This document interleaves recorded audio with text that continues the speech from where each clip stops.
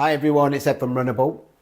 This video today is be a short one, but for those of you that have got a marathon coming up in the next couple of weeks, stay tuned and watch this video. This is going to be about a subject called Maranoia, which may sound like a made-up name, a word or meaning, but it's actually a thing, right? And if you're like me, you may be going through a few stages of Maranoia at the moment. As you know, as some of you know who watch the channel, I've got a bit of a bad cold, I've got a sore glute, I'm moaning again, and everything seems to be happening at the wrong time with this marathon in a week's time. That's Maranoia. And I'm telling you now, watch the video, because I want you to know you do not need to pay credence whatsoever to Maranoia. They're just negative thoughts.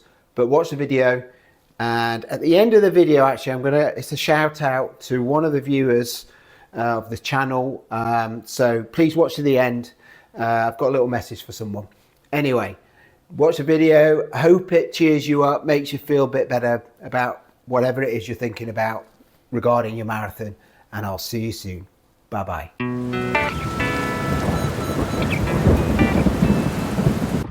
Hi everyone, it's Ed from Runnable. Very quick video today about Maranoia, which those of you who've run marathons before, you'll know what I mean. But please watch. I think it's useful information to help you deal with Maranoia. It is a thing, believe you me. And yeah, I'm going to run around Battersea Park. I've got my Cielo X1s on. Let me show you. Gave them a clean, so they look nice and clean. And yeah, I'm going to talk you through how I deal with Maranoia, and it, like I said, it affects everyone, even people who've run lots and lots of marathons. They still get Maranoia. It's just one of those things. But mentally, you need to stay strong now, folks. Your spring marathon's probably not far away. You may have already done it already if you've done the Paris or Boston UK marathon, or if you've got the Boston marathon coming up very soon now. Good luck to all you that are out there in Boston. I've done it. It's a brilliant marathon. Enjoy it.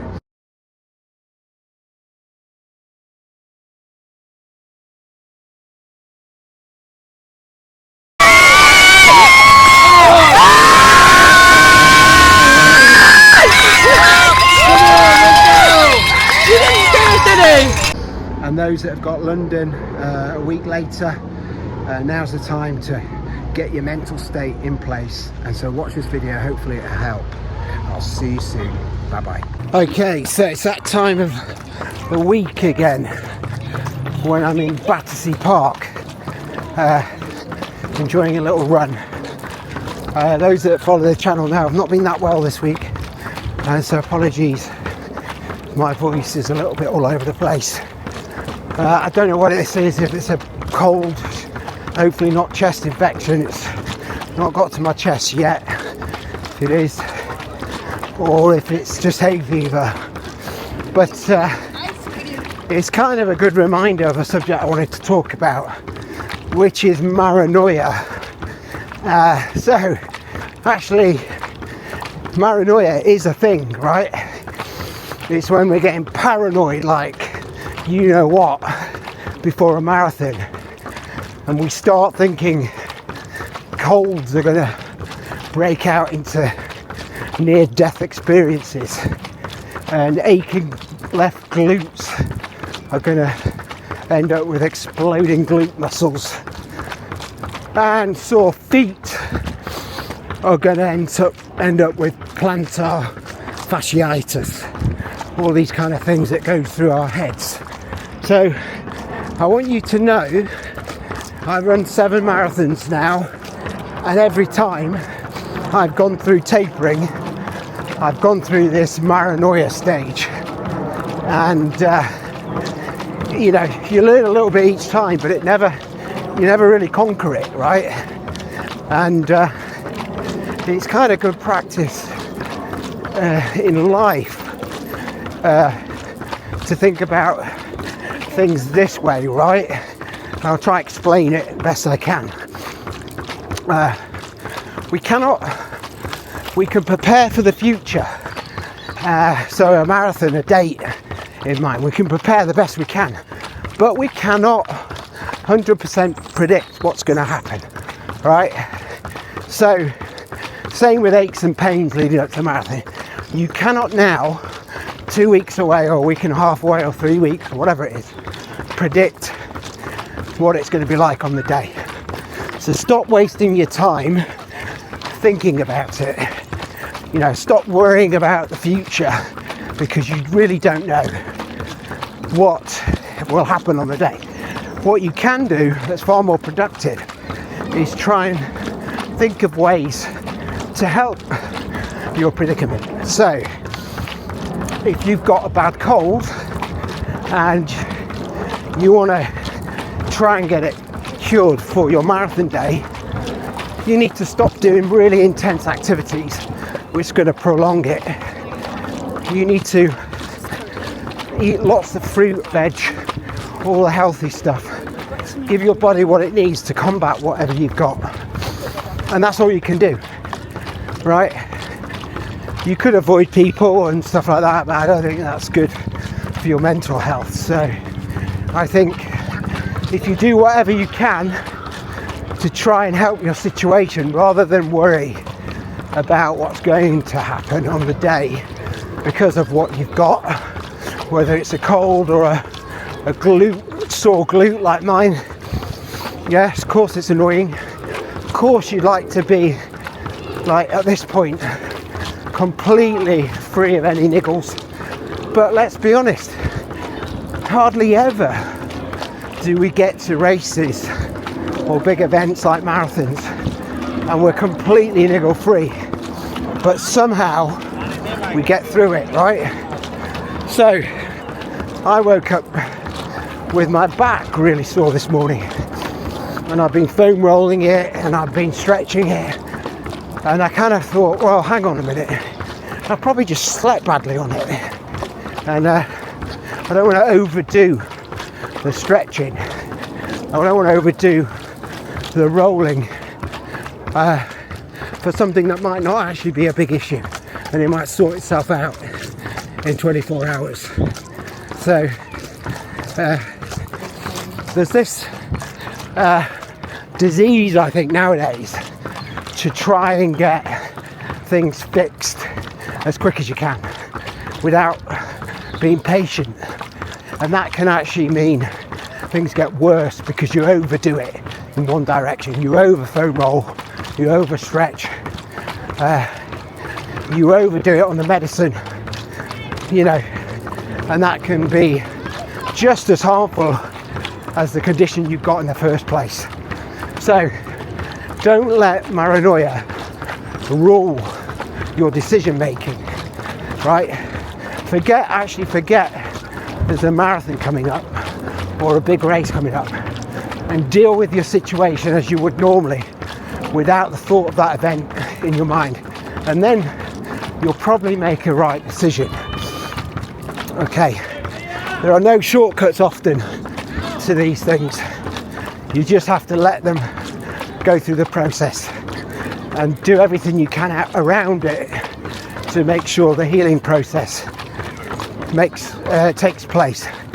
And Maranoia is not just about aches and pains and colds, it's also about your mental state. In fact, it's totally about your mental state and how that's affected. So you can start getting, during this phase, almost to a point where any little thing you think is a nightmare, you can become a hypochondriac, basically. And you're not normally like that in life, but because of this marathon, you become a hypochondriac. So put that marathon out of your mind and deal with whatever you've got to deal with without that added pressure, without the Maranoia. That's all I can say. So in life in general, it's a good rule, for things you cannot influence in the future, don't get so preoccupied by them. Just deal what you can deal with in the present, and hopefully that will fix things that are coming up in the future. And it's the same with looking back at things that have gone wrong. So if you've had marathons that have gone wrong, say you've got an aching glute now, and you've got a marathon where your glute caused you real problems in the past, don't let that totally destroy your mind at the moment, because the two are not necessarily linked, right? And you may easily get through your new marathon in a completely different and better way than what happened before. So don't let previous situations influence your mood as well. Sure, learn from them, you know, learn from the experience, but don't let them destroy your mental state, because that's totally counterproductive to where you want to be. So, folks, in summary, Maranoia is a thing. You're all going to experience it. Just learn to deal with it in some of the ways, hopefully, that I've explained, and hopefully that makes sense. Forget you've got a marathon coming up, and deal with it the most natural way you would normally deal with it, without thinking about that marathon. And then you'll probably make the right choices. You won't rush anything, and you won't do things to actually make the situation worse. Folks, I know that's not easy to do. Take a look at the river. I know that's not easy to do. It's easy for me to say this, but there are more important things in life than that marathon, and just remember that. And you know, you don't want to give yourself an injury that stops you running for good at this point in time. And that, with that I'll stop, and hopefully leave you with a positive thought that your training, if you've done your right training, you should be fine on the day, regardless of any niggles that you are taking in. Let me tell you this, every single marathon, par one, I went into with niggles, and they were fine. And the one that I didn't go into with any niggles, I pulled my calf 2 miles into it. So it just shows you things happen in mysterious ways, particularly running things. And with that, I'm going to leave you with the wisteria again, because I'm passing this amazing wisteria. It's even better today, look at it. Wow, such a cool, look at that. Lucky people who live there. That's all I'll say. I'll see you later, folks. Bye bye. This is a little message for Moraine. I probably murdered that name. It's a Dutch name. I think it's a Dutch name for Martin or Morris. I think Martin. I'm just wishing you a speedy recovery from your heart attack in your Rotterdam Marathon. I'm really sorry it's happened to you, mate. You're one of the loyal followers of this channel. You're often commenting on the videos. And, you know, when I saw your Strava action, I saw it hadn't completed. I was a bit worried. I didn't want to say anything. But when I found out through one of your comments that you actually had a heart attack, wow, that's, left an impression, right? And I just want you to know that we're all thinking about you. Everyone, put in the comments how much we want him to recover, right? We want him to do the Amsterdam Marathon later in the year, right? I think it's later in the year. Must be later in the year. We want him to do that. So get well, look after yourself, recover, and you'll be ready to fight back, right? And your name, actually, I looked it up, his Dutch meaning is warrior, right? So for me, that's the most appropriate meaning for a name I can imagine, because you, mate, are a warrior and you will be back. And that's all I want to say. Moraine, I think Moraine or Morris or Martin, take care. We love you. And I hope you speedily recover. Keep buying those shoes. That helps with the mental strain, if not the bank balance. See you later. Bye.